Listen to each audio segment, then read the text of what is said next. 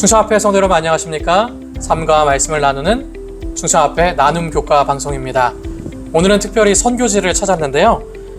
서전앞회 김윤태 목사님과 함께 방문하게 되었습니다. 목사님 환영합니다. 네, 안녕하세요. 네, 환영합니다. 네.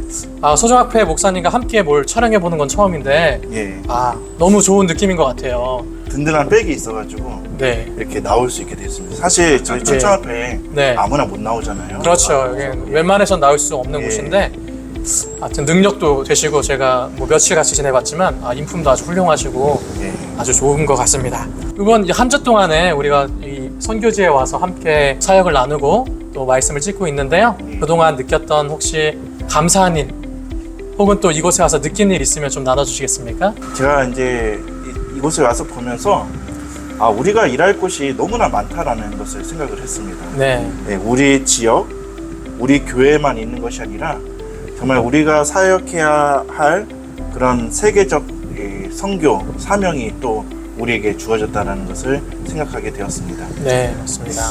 저는 여기 이제 선교지로 와서 이 교회를 처음 찾아봤는데 우리가 정말 많이 좀 도와주고 싶다라는 생각을 하게 됐습니다. 네.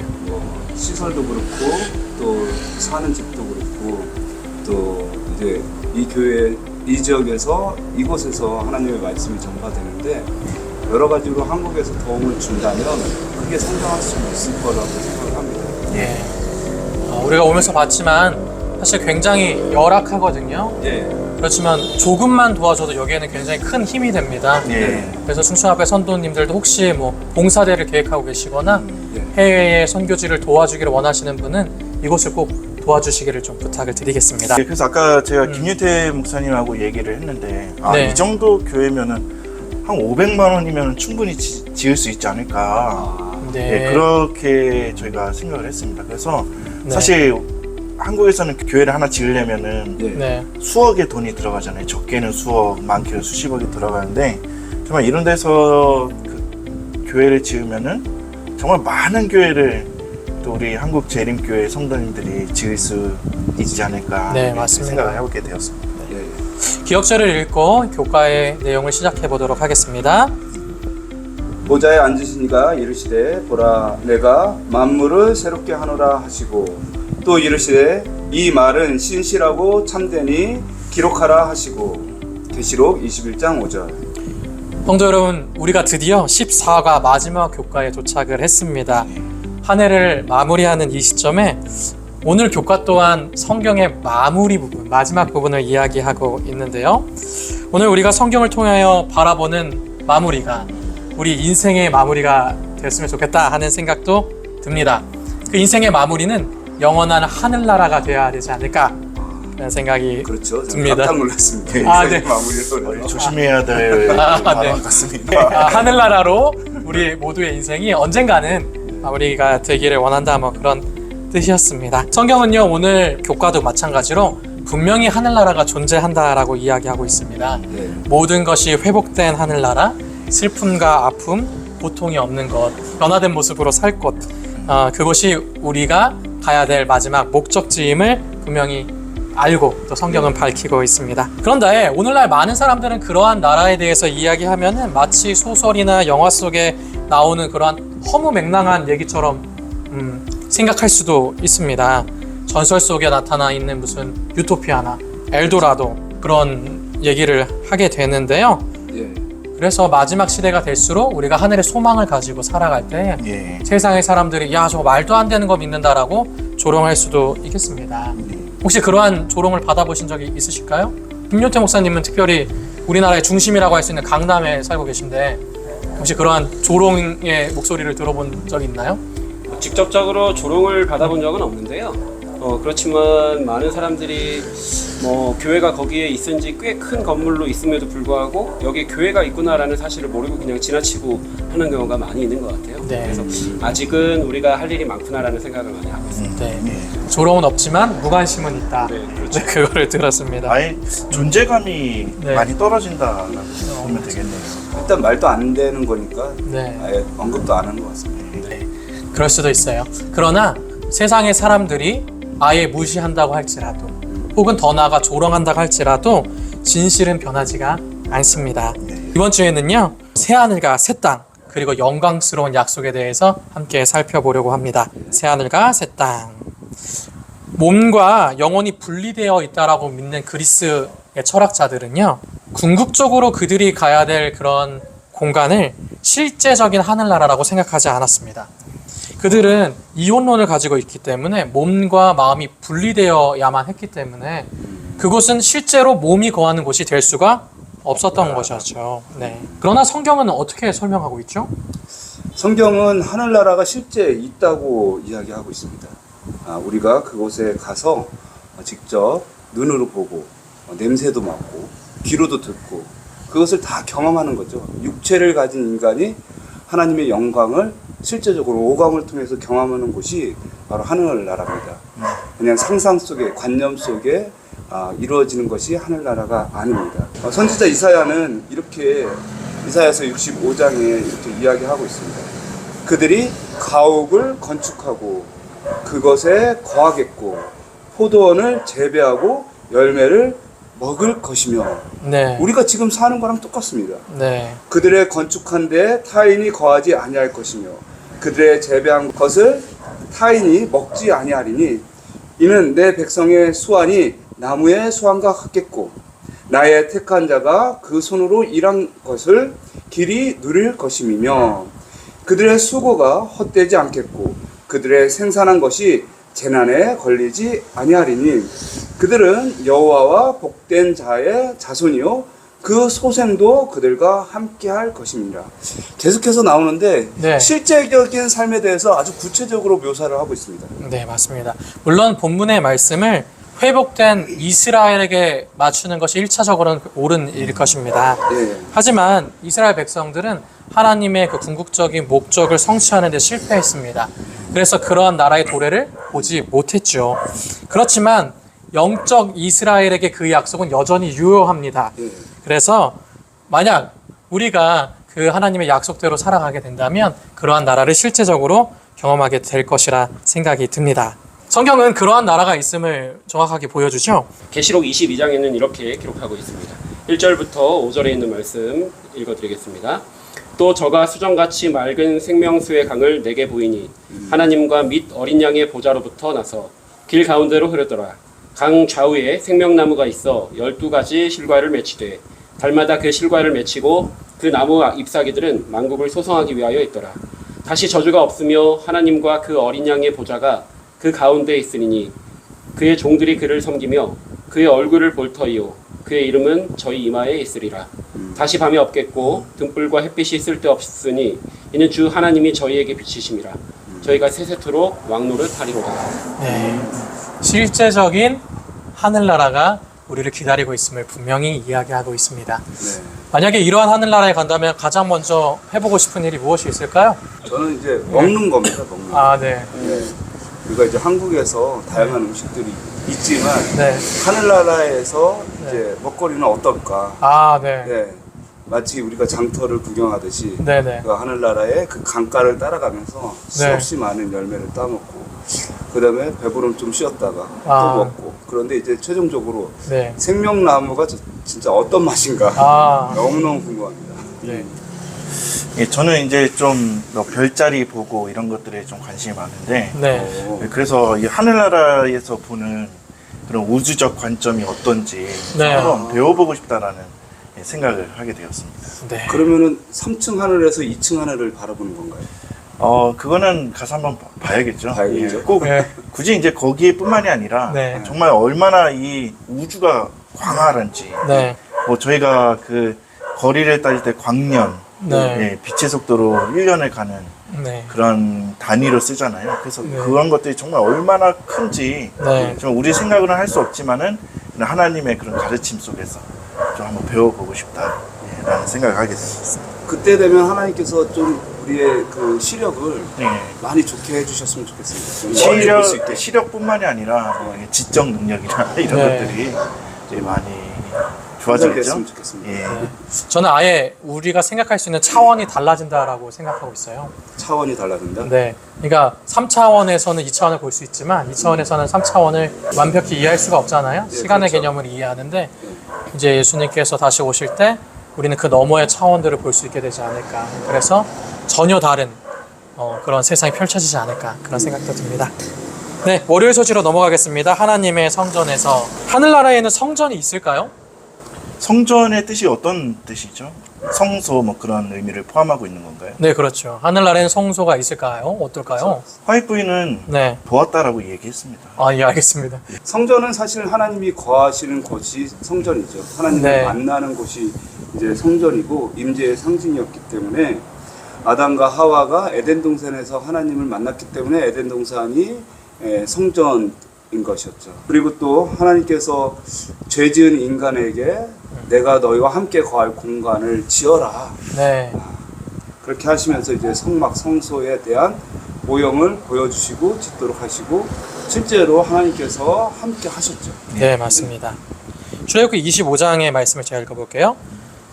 내가 그들 중에 거할 성소를 그들을 시켜 나를 위하여 짓되 이렇게 말씀하시니 성소는 하나님께서 거하시는 공간이다 하는 생각이 듭니다. 그러한 관점은요, 저희가 이제 신약에서도 분명하게 확인할 수 있는데요. 고린도전서 6장 19절에 너희 몸은 너희가 하나님께로부터 받은 바 너희 가운데 계신 성령의 절인 줄을 알지 못하느냐. 너희는 너희 것이 아니다라고 이야기를 하면서 우리의 몸이 성전이다라고 네. 말씀하고 있습니다. 네, 하나님이 거하시니까 우리의 몸도 성전이 될 수 있는 거죠. 네.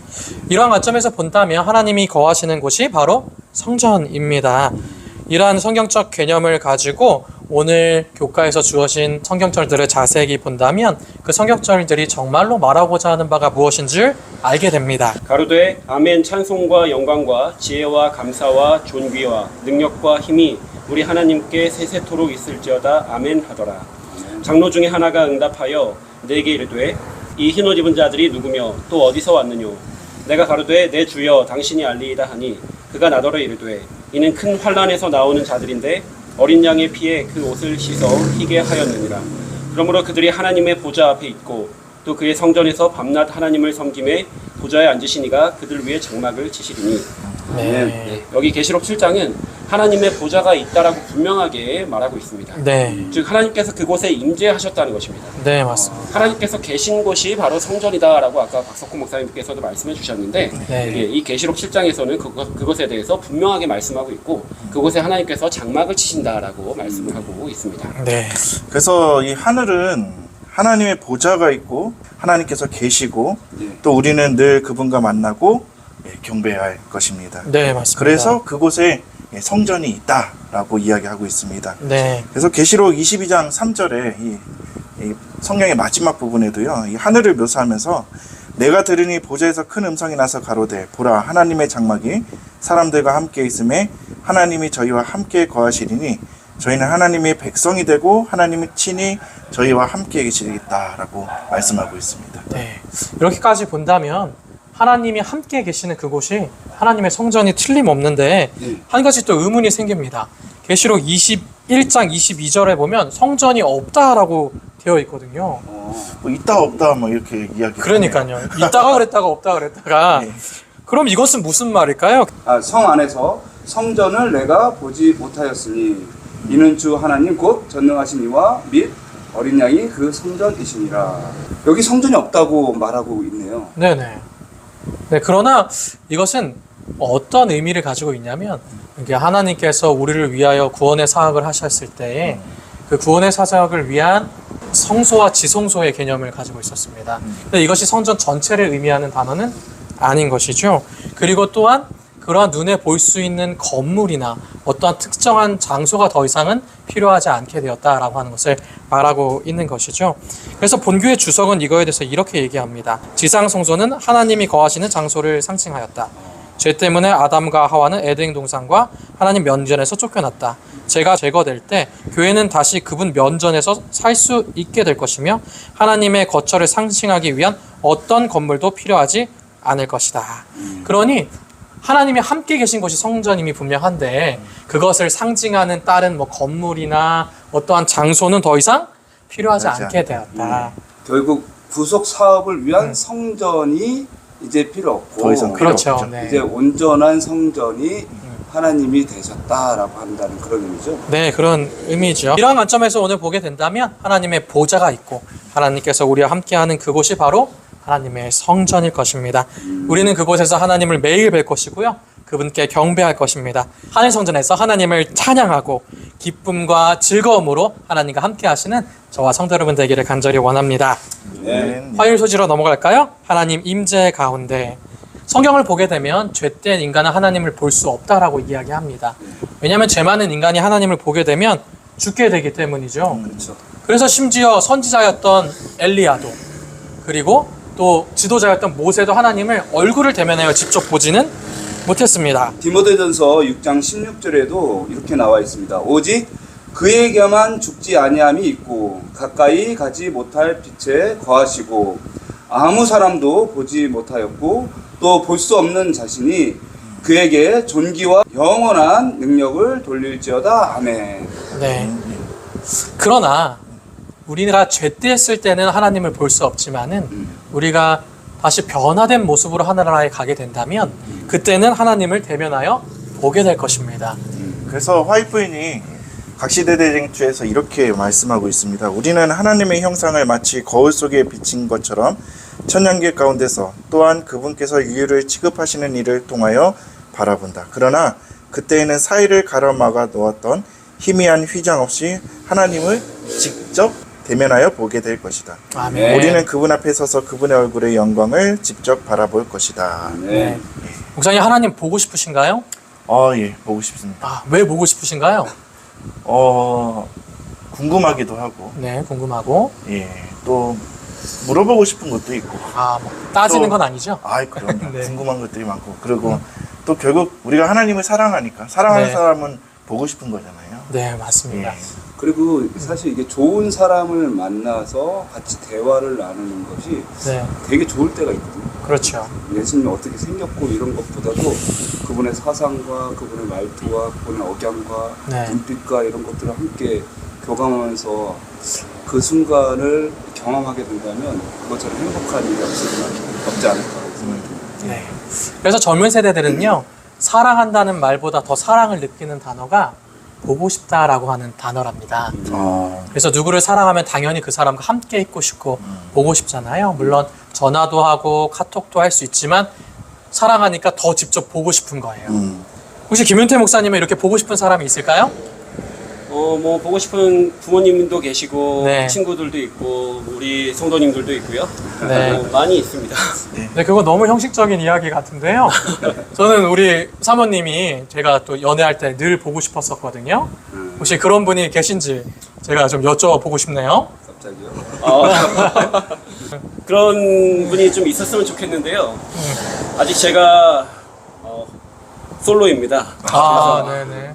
네, 혼자 살고 있어서 빨리 그런 사람이 생겼으면 하는 그런 소망이 있고 그렇게 또 기도하고 있는데 아직은 쉽지가 않네요. 네. 여기 밑에 자막으로 전화번호라도 하나 좀 넣어주세요. 그래요.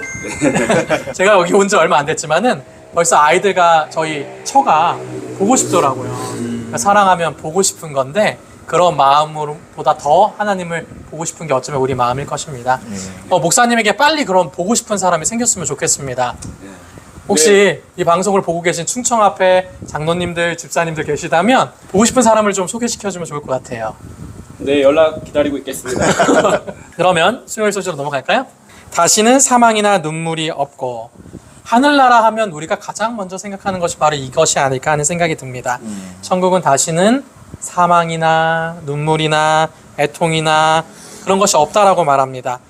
회복된 하늘나라에는 부정적인 것이 없다라고 하는 의미이죠. 저희가 다시 줄이지도 아니하며 목마르지도 아니하고 해나 아무 뜨거운 기운에 상하지 아니할지니 이는 보좌 가운데 계신 어린 양이 저희의 목자가 되사 생명수샘으로 인도하시고 하나님께서 저희 눈에서 모든 눈물을 씻어주실 것이미로라 라고 말씀하고 있습니다. 네. 이러한 소망이 우리를 기다린다는 사실은요, 어려움 가운데 있는 사람들에게 더 큰 위로가 될 것입니다.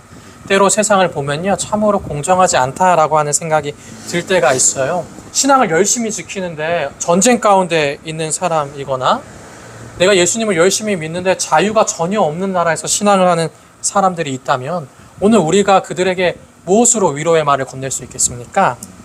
그렇죠. 인간적인 면에서 뭐 서로 도와주고 가끔씩 같이 찾아갈 수 있겠지만 그들과 함께 살고 하는 것은 정말 특별한 몇몇 사람들 외에는 거의 어렵고 그렇다고 해서 또 같이 산다고 해서 다 그들의 모든 문제를 해결해 줄 수도 없죠. 없습니다. 네. 오직 예수 그리스도만이 그 일을 해결해 줄 수 있고 또 해결을 해줬다고 생각을 합니다. 네, 그리고 맞습니다. 그분의 약속 안에 이 모든 것들이 다시 회복되고 그들에게 소망으로 그들을 이끌 수 있는 그 힘이 있다라고 생각을 합니다. 네, 예. 맞습니다. 하나님께서 다시 오실 그날에 분명히 각 사람이 행한 대로 갚아주실 것입니다. 예. 사랑이시며 공의로우신 그분께서는 그들의 눈물을 닦아주실 거고요. 그들의 슬픔을 기쁨과 환희로 바꿔주실 것입니다. 계시록 22장 12절에 분명히 우리에게 약속하고 있습니다. 보라 내가 속히 오리니 내가 줄 상이 내게 있어 각 사람에게 그의 일한 대로 갚아주리라. 아멘. 목요일 소재입니다. 하나님의 이름이 그들의 이마에 있음. 네, 시작하기 전에 말씀을 읽어주시겠습니까? 계시록 22장 3절에서 5절입니다. 다시 저주가 없으며 하나님과 그 어린 양의 보좌가 그 가운데 있으리니 그의 종들이 그를 섬기며 그의 얼굴을 볼 터이요 그의 이름도 저희 이마에 있으리라. 다시 밤이 없겠고 등불과 햇볕이 쓸데없으니 이는 주 하나님이 저희에게 비추심이라. 저희가 세세토록 왕노릇 하리로다. 아멘. 네. 성경적 개념에서 누군가의 이름이 이마에 있다는 것은 그 이름을 가지신 분의 소유가 됐다는 것을 의미합니다. 예. 우리가 어릴 때 학교 다닐 때 뭐 필통에도 또 연필에도 다 이름을 붙여놓잖아요. 네. 그럼 그 필통이 누구 겁니까? 자기 거죠. 네, 그렇죠. 그런 의미를 가지고 있는 것이죠. 죄로 인해서 고통받았던 우리는 이제는 구속을 받아서 하나님의 사람으로 진정한 자유와 평안을 누리게 될 것입니다. 이 5절이 말하는 왕노릇이라는 것은 그런 것입니다. 뭐 강제로 누구를 통치하고 압제하고 그런 것은 하늘나라에는 결코 있을 수가 없는 일입니다. 네, 맞습니다. 오직 하나님만이 우리의 왕이시고 우리의 통치자가 되어주십니다. 우리는 모두 그분 앞에 면류관을 내려놓게 될 것입니다. 네, 그래서 이렇게 왕노릇 한다는 것이 이 왕이 자유롭게 행복을 누리는 것처럼 우리들도 하나님을 믿는 사람답게 구원받은 사람답게 하늘에서 어떤 누구의 압제도 받지 않고 자유와 행복을 누린다는 의미일 것입니다. 네, 맞습니다. 이러한 선물을 받을 수 있는 유일한 방법은 믿음이겠죠. 예수 그리스도께서 우리를 대속하기 위하여 돌아가셨다는 사실을 믿고 오늘도 그분을 의지하면서 살 때 이러한 특권을 선물로 받게 될 것입니다. 로마서의 말씀을 목사님께서 읽어주시겠어요? 그러므로 우리가 믿음으로 의롭다 하심을 얻었은즉 우리 주 예수 그리스도로 말미암아 하나님으로 더불어 화평을 누리자. 또한 그로 말미암아 우리가 믿음으로 서 있는 이 은혜에 들어감을 얻었으며 하나님의 영광을 바라고 즐거워하느니라. 네. 네, 이번 기 교과를요 금요일 더 깊은 연구를 위해로 정리하면 될 것 같습니다. 각시대 대쟁투 678페이지입니다. 대쟁투는 끝났다. 죄와 죄인들은 없어졌다. 온 우주는 깨끗해졌다. 오직 조화와 기쁨의 맥락만이 온 우주의 만물을 통하여 거동한다. 생명과 빛과 환희가 만물을 창조하신 분에게서 끝없이 넓은 우주로 퍼져나간다. 가장 작은 원자로부터 가장 큰 세계에 이르기까지 만물은 생물계와 무생물계를 막론하고 조금도 흠이 없는 아름다움과 완전한 기쁨으로 하나님은 사랑이시라고 선포한다. 아멘. 이번 한 기 동안 우리는 죽음 너머의 미래의 소망에 대해서 함께 나누었습니다. 우리는 오늘도 치열한 세상 속을 살아갑니다. 그 가운데 때로는 감당할 수 없는 슬픔을 당하기도 하고요. 때로는 참을 수 없는 부조리함을 경험하기도 합니다. 만약 이 세상이 끝이라면 우리의 인생은 너무나도 허무하고 불공평합니다. 그러나 기쁘게도 또한 다행스럽게도 우리는 이 세상 너머에 하늘나라가 있음을 압니다. 우리는 그 하늘나라를 기다립니다. 예수님께서는요, 그런 우리를 데리고 하늘로 가기 위하여 분명히 다시 오실 것입니다. 한 기를 마치면서요, 그 소망을 굳게 붙잡는 저와 성도 여러분이 되기를 간절히 원합니다. 주님 곧 오십니다. 각 사람이 행한 대로 갚아줄 것입니다. 우리에게 영원한 행복을 주시는 예수님을 바라보면서 사는 올 한 해가 되기를 간절히 바라면서 교과 방송을 마치도록 하겠습니다. 목도하심으로 마치겠습니다. 해피 뉴 이어. 네, 새해 복 많이 받으세요. 31일 거거든. 네.